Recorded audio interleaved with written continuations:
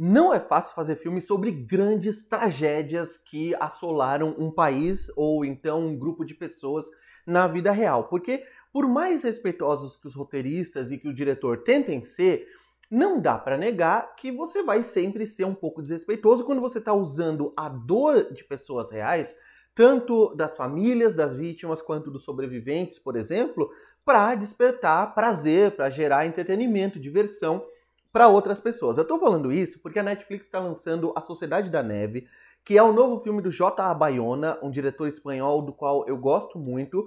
E para mim, esse é o melhor filme possível sobre tragédias reais, porque ele é um filme que faz uma reconstrução super competente do que aconteceu.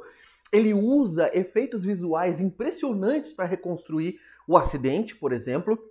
E ele consegue também ser respeitoso àquelas vítimas, o mais respeitoso possível, eu acredito, despertar reflexões morais, éticas, legais sobre algumas decisões que eles precisam tomar lá naquela luta pela sobrevivência.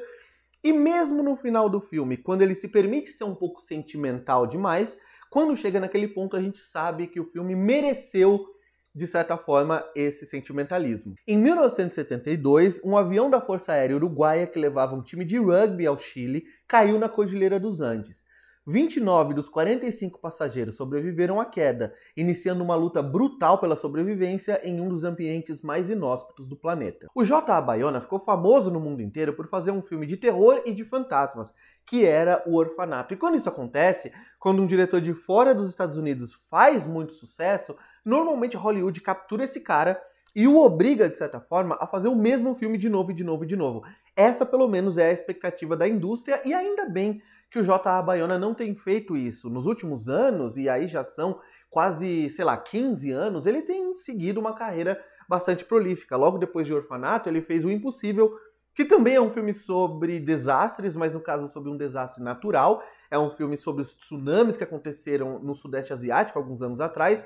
Eu acho que ele tem um problema moral porque ele foca demais numa família branca, loira, norte-americana, e ele enfatiza muito o drama dessas pessoas como se aquela tragédia asiática fosse grande apenas porque também aconteceu com famílias brancas. Mas enfim, é um filme que funciona muito bem dramaticamente, é um filme muito, muito bom do ponto de vista visual e de efeitos. E aí depois ele fez um filme chamado 7 Minutos Depois da Meia-Noite, que é uma fantasia infantil, que tem, claro, toques de terror, porque essa é a marca dele, mas ele já mudou de gênero e o filme também funciona muito bem, além de ser uma alegoria sobre doença, mortalidade para crianças, olha só. Depois ele fez um dos capítulos da nova trilogia do Jurassic World, que eu considero o melhor, que é o Fallen Kingdom, o segundo dessa trilogia nova, e que eu acredito que o J.A. Bayona transformou num filme de terror, que é o que não acontecia há muito tempo na franquia Jurassic Park, e além disso ele retomou aquela fascinação do filme original pelos dinossauros, e agora ele está fazendo mais uma vez um filme desastre, e é um filme tecnicamente impecável, e que, como eu falei, funciona muito, muito, muito bem como um filme que faz uma reconstrução daquele acidente. No começo do filme, ele apresenta os personagens e a gente não consegue perceber muito bem a diferença de personalidade deles, mas algo que o filme faz muito bem é usar uma fotografia mais dourada. Ele usa bastante cenas diurnas no Uruguai, com aquela luz dourada do sol e tudo mais. E também, claro, né, a gente fica apaixonado acho que é uma palavra muito forte, mas a gente fica encantado com a juventude daqueles personagens, a alegria deles, a empolgação de partirem para essa viagem. A gente já sabe o que vai acontecer. Se você vai assistir a um filme como esse, você sabe que vai dar errado. E aí, quando acontece o acidente, eu não estou exagerando, gente, esse é provavelmente o melhor acidente aéreo que eu já vi no cinema. Não só porque ele é muito convincente, como também porque ele não se resume só a mostrar o acidente de forma geralzona, sabe? Ele filma o acidente de dentro da aeronave, como acontecia no início da série Lost, mas hoje, revendo Lost, por exemplo, a gente vê como os efeitos eram precários, mas esse filme aqui, ele mostra vários detalhes, ele tem uma montagem muito ágil nesse momento para mostrar as consequências que aquele acidente teve para cada um dos personagens ali dentro. Então não é uma coisa universal. Aconteceu um acidente, todo mundo morreu, alguns sobreviveram. Não. Ó, com esse cara aconteceu isso, com essa pessoa aconteceu isso, com essa pessoa aconteceu aquilo, e é claro que isso desperta uma nova galeria de medos de qualquer pessoa que viaja normalmente de avião, porque é muito gráfico, é muito visual, a gente consegue ver de uma maneira muito brutal, muito crua o que pode acontecer num acidente daquele. É uma cena brilhante, é uma das melhores cenas do ano passado, porque esse filme ainda dá para considerar de 2023, sem sombra de dúvidas. E aí vem a segunda parte do filme, que para contrastar com aquela luz dourada do sol e aquela empolgação dos personagens no primeiro ato do filme, aqui o filme vai investir, obviamente, é uma decisão óbvia, mas muito funcional, numa luz branca muito forte. Eu lembrei até de um filme que não tem nada a ver com esse aqui, que é o Vidas Secas, lá do Nelson Pereira dos Santos, que usava uma luz branca estourada para que a gente visse o quão quente era aquele sertão, né, e a luz forte que vinha do céu. E aqui o filme usa também uma luz branca estourada, mas é claro que é uma luz que simula ali, né, a reflexão da neve. É um mundo branco no qual os personagens estão agora lutando pela sobrevivência. E aí o filme vai ser muito eficiente em mostrar gradativamente o que vai acontecendo com os personagens.